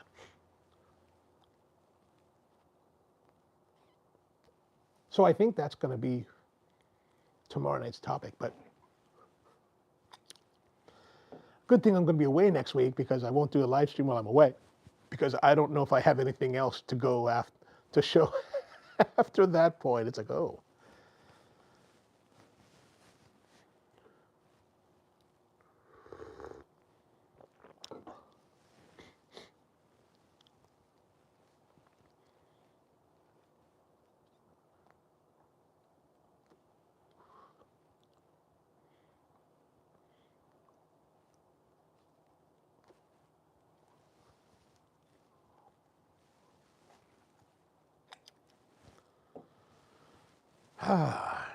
I don't know, anything going on this weekend? Like I said, there's the Woodcraft in Baltimore has their 2nd anniversary on Saturday. And then a friend of mine's having a birthday. 2 of my friends are having birthday parties at the same party, but for both of them, Saturday night. And then since my aunt is leaving, she wants to go out to dinner. She's been like, I want to do French. And I was like, French. So she wants to go to a place called the Milton Inn. So I think we're going to do the Milton Inn maybe tomorrow. Because suddenly it's like, oh man, if we're leaving Monday, we've got like, it's like crunch time to do it all. Brian says, still no Steve out there? He was driving home in the rain. Oh, it's raining out there. Oh, there it is. Steven's here. Hey, bro. Good evening, everyone. Good evening to you, Steven. How's things? I hear it's raining in Phoenix. We had some rain yesterday, which was kind of surprised. We might have some rain this weekend. I think we're going to have rain Sunday day. The nice thing yesterday, we had rain, and then it kind of like went away, and I was like, oh, it went away, and it became sunny and nice. And today was really pretty. Like today, there was no clouds today. I was like, wow, it's kind of like 9/11 was. Like I remember 9/11 was no clouds, just very blue skies, clear skies. Rusty wants to know, is there any news on the 250th? Oh, so George Brightman, when we were at his birthday party, he was like, hey, we should do this. And I forgot to look it up because I've totally forgot about it till just this moment. But he was talking about Jay, the guy that owns the restaurant in Security Boulevard, has a place in Shippensburg. He was like, what if we go to Shippensburg? Have everyone come out and like, cook and eat and drink and smoke and just have like a night or two there. And I was like, oh, that might be kind of fun. So what do you think about that? Shippensburg at some point. Steven says, rainy and sloshy. Thank God we need the water. Thank God, because we need the water. Oh, that's good. That's good. I remember in the past, like, it really hasn't been on the news this past, like, I don't know, 10 or 12 months, but there was a lot of talk before about how your part of the country is running out of water because, when you look at Lake Mead, where Hoover Dam is, man, it is way, way low. I remember when I first went to Hoover Dam in 1996, the water was full. It was right up to the top of the dam, or almost, as full as it would be. And then I would see like video or footage or news reports and it's like, wow, over the last like few years, and it's like, wow, that's crazy. Like, unbelievable how little rain or how little water has been replaced and how much water has been displaced in Lake Mead. So has that been improving, or is that still a crisis in your part of the country? Shippensburg, Brian wants to know, how far is this? Like I said, unfortunately, I totally forgot about looking. I don't know. And my phone is what I would look it up, so I can't really use that since I'm streaming from it. So, but if Shippensburg is probably a couple hours away from Baltimore, but it might be more central for everyone. Tony says, I feel like it's as far away as Seven Springs, but it's in Pennsylvania. Yeah, I want to say it's more north than west, like Seven Springs is west, closer to Pittsburgh. I think Shippensburg is a couple hours north. Brian says, 1996, Phoenix was the 26th largest city. Now it's 6, so no water. Whoa, that's crazy. That is crazy, man. Yeah, the consumption is much higher then. Yeah, I don't know if it was, what's causing the lack of water? What is it, lack of glacier melt? Is that what it is? Or lack of rain in the mountains? Or maybe they're just diverting it more to other crops and other parts of the region. I also heard that recently that a lot of these data centers, they built a lot of data centers. I don't know what part of the country, but different parts of the country. But the data centers are also like eating considerable amounts of water because they need so much cooling.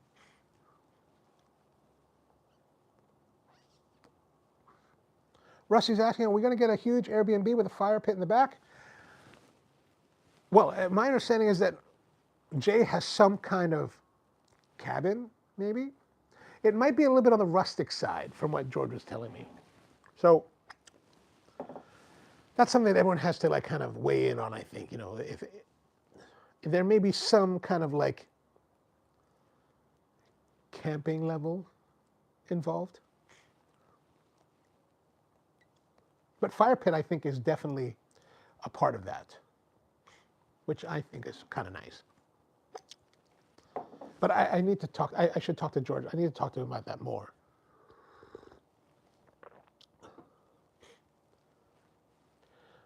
Rusty asked, rustic is poop in the woods? I don't know if it's poop in the woods kind of level rustic, but you know, it's certainly, I would imagine that, I'm presuming that it's more rustic than the Holiday Inn. Tony says, my understanding is the same as me. Rustic cabin, good butcher in the little town that it's near, and a fireplace and fire pit and the whole 9 yards. Okay, good, good. But yeah, consider that, and let's see what you guys think about that.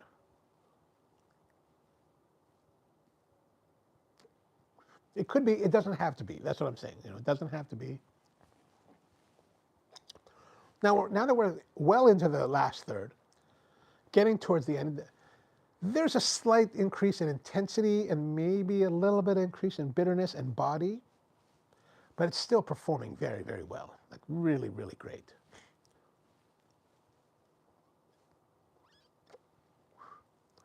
Like it's perhaps not as good as that part of the second third where I was like, man, it's improved. Like it's a little bit heavier, it's a little bit sharper, a little bit more bitter now. But still, I think probably still excellent, maybe just not excellent plus in flavor. Body is still, you know, excellent.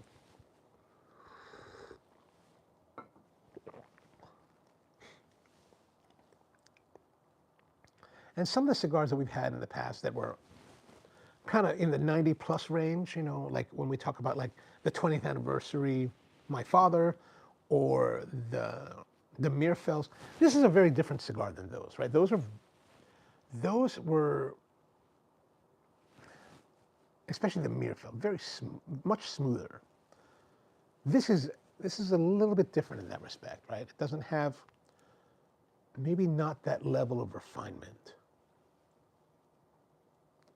Like with those cigars, there's a level of sophistication and refinement that are very, very high. Really make it kind of like the elite of cigars. I don't think that this is necessarily there to that level of eliteness, but it's damn excellent, damn excellent.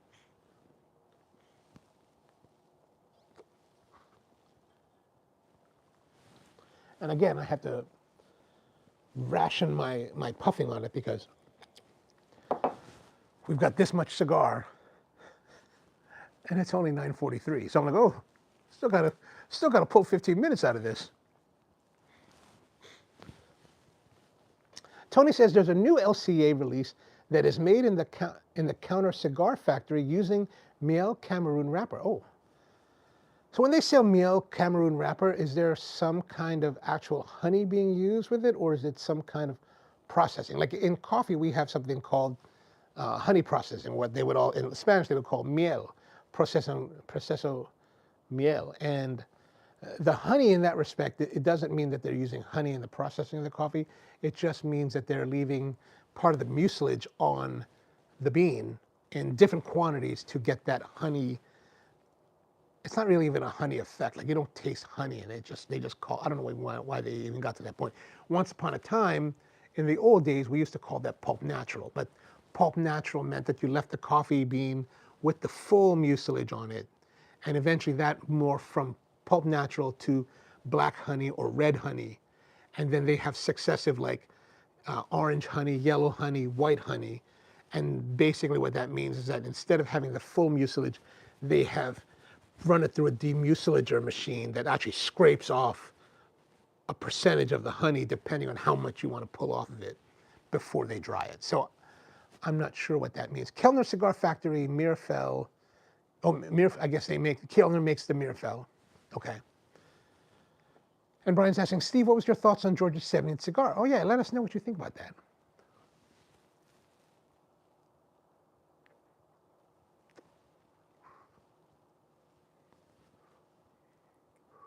Or are you saying that so the LCA, Miel Cameroon, is made in the Kellner factory. Okay. And the Cameroon wrapper is from the Meerfel family. Okay, got it. I think that's what you mean, right? That sounds very interesting.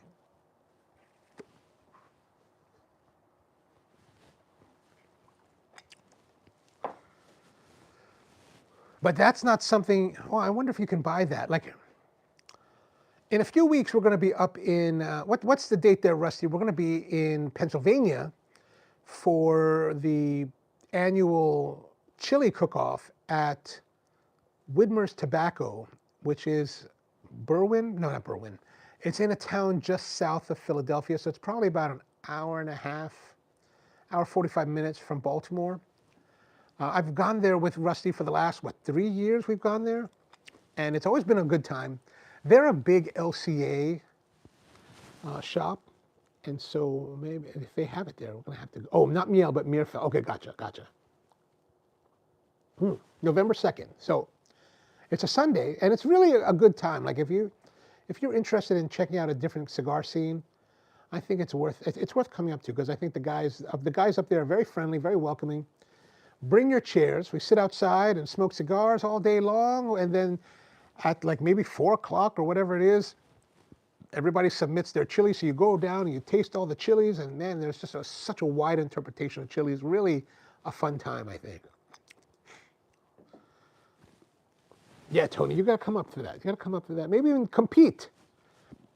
If any of you have the time, compete. I keep thinking that I would like to compete myself, but I just never get around to it.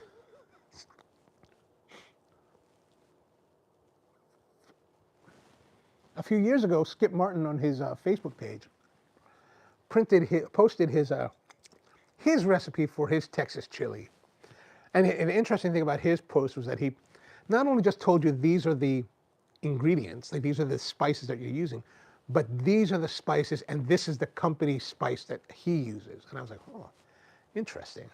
I think I have a listing somewhere. Like when I was in Texas back in April, I went looking for it. He uses a particular, one of the ingredients that I was able to find at the grocery store there was a red chili from a company called Gebhard's, and they're a local Texas company. But he also uses a bunch of stuff from Penzeys Spices, and Penzeys is I don't know if Penzeys is actually a Texas company, but like there's a Penzeys retail outlet in Rockville, Maryland, and I've been there a couple times, and I was thinking maybe I should go buy the Penzeys and try it. I don't know. I would keep thinking I'm going to do it, but I still haven't done it.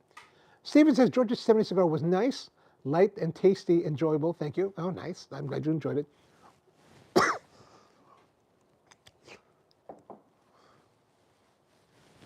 Somebody recently was telling me that George's 70th cigar was actually a different size of the Tatuai 20th anniversary. Or maybe it was the 10th anniversary. Was it the Black Label, whichever. I don't know if that's not the 20th, and that's not the 10th. But the Black Label was in that particular robust Rothschild size. 11/2 is what day? Sunday. I mean, I'm presuming Sunday because it's always been on a Sunday, so I presume that the 2nd is a Sunday. And of course, there's football, so the guys are watching football. There's a lounge in the back of the shop. It's a small lounge, but it's actually relatively comfortable with good ventilation. And the interesting thing, they've got this setup where the back lounge, if you're a member, I think, if I remember correctly, the members have 24-hour access to that lounge. And Rusty says Sunday is the 2nd. So, yeah, it's a worthwhile time. It's a worthwhile time.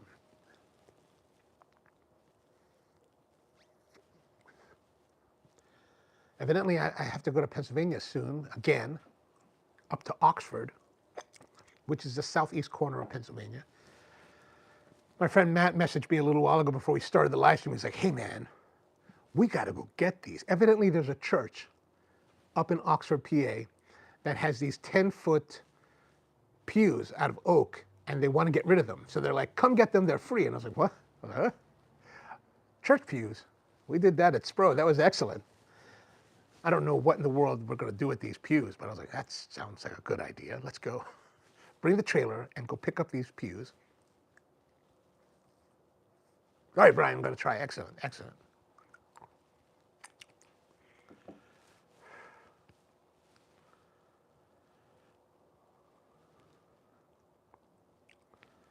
So even though we're down towards almost the very end. It's still a very excellent performing cigar.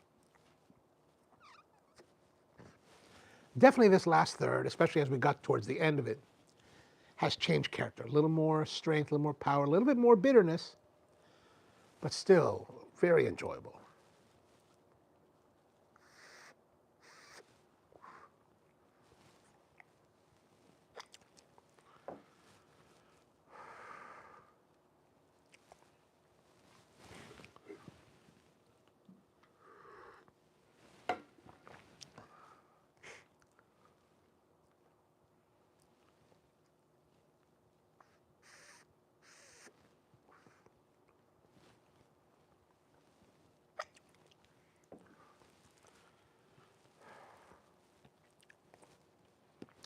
I'm starting to feel a little bit more heaviness just because I think the proximity effect, right? You're getting a little bit more smoke inhalation than you would when the cherry's farther away. I tend to find that with a lot of cigars, that as I get closer, it gets a little bit more intense. But still, gosh, very enjoyable. I think we can at least start to score it now. So I don't think we're at 9 plus. I think we're excellent. And then the body has remained stable there. Burn and draw, gosh, I mean, like it's been awesome. So I'm going to say 9.5 for excellent plus. So the draw and the burn has been excellent. Consistency, I'm going to say excellent consistency. And really, at this point, overall, has to be 9 as well. Excellent. So 18.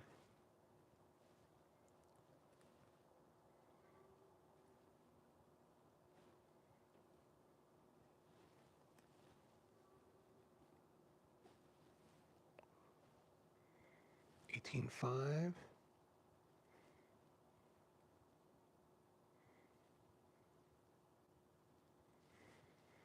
And then one more 9. Oh, wow.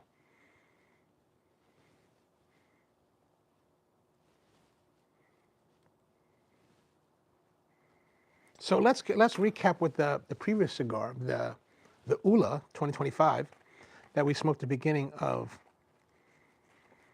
September. Where is it? All right, so that cigar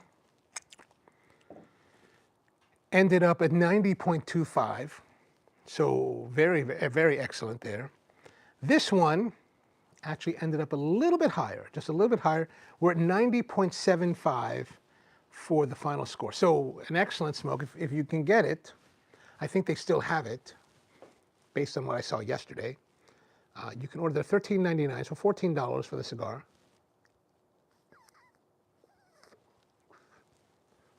Brian says, after I retire, I want to go with you to get wood for my patio chair. No problem. I think the wood sample you left with me was a teak wood. I have to maybe I'll scrape off the worn layer and see what we got in there. But we can get wood. If you want to do teak again, I definitely got a place we can buy the teak from. Or if you want to do something like local, more like white oak or something like that, I've got a local sawyer here that actually is just a couple miles away that has really nice quality stuff, very local and very nice quality as well.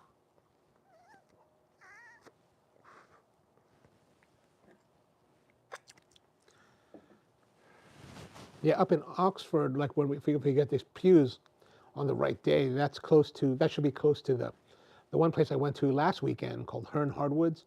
Very nice place, very, very high quality stuff. They had their open house I went to a couple weekends ago, and they just had all these slabs at very good prices. Like you walk around there, you're like, oh my gosh, I want to get that. I don't want to get that. Whatever's in the bargain bin. All right, whatever's in the bargain bin, we can find that. I think then, if that's the case, then probably go to the local guy because his prices are very reasonable. Like,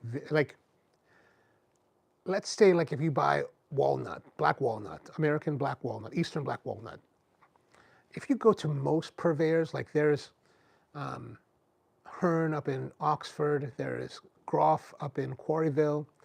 There's a place right by Tony's house called Goodwoods Lumber. Those places all sell their walnut for right around $12 to $13 a board foot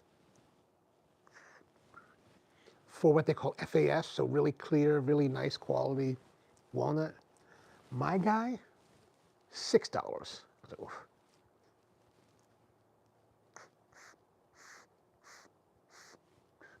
So I go to like Hearn because Hearn's the only place that has koa, which is from Hawaii. And there I go to the bargain bin because there they sell it by the pound. And that you can get very good deals on it. And then if I need something more specialized, I'll go to Groff because Groff is a little bit cheaper than Hearn. Like I bought the wood for this one project, this one chair that I built. It's out of cherry, but I needed like what we call 6/4 cherry, so 1.5 inch cherry. My guy doesn't normally have that thickness of cherry, so I went to Groff. And I think for the chair, it cost me like $40 for the wood, like 10 board feet. All right, that's the end of it. Very nice. 90.75, so that's a good one. That's a good one. All right, I guess that's it. We got our cigars done. The Kiawe 2024 by Stolen Thrones for my friend Marvin at Arfield Winery in Honolulu. You can give him a call if you want. I didn't put the link to their. I should have put that. I totally forgot about that. But if you run a search on Kiawe, Stolen Thrones Kiawe on Google, it will come up, and you should be able to still get it. All right, so that's pretty much it for this week. Be back. Well, like I said, I'll be in Boston next week, so I'm not sure exactly if we'll be able to do another live stream next week, but probably the week after at the absolute latest. But I'll know as we get closer to that day next week to see if I'll be able to do a stream from somewhere there. But the places to smoke a cigar, I think, are a little more limited where my aunt lives, because she actually lives on the seashore, kind of closer to the Cape. And I don't know, there's some cigar shops there, but they're also not open late. So, hope you have a wonderful night and the rest of the weekend and next week. And be back again soon. So look forward to seeing you all then. Thank you very much for hanging out with me as always on the Thursday Night Hang. It's always a pleasure and an honor to see all of you. So hope you have a great one. And yeah, let me go and walk over here. I have to go around and turn off the thing. All right, so see you guys next time.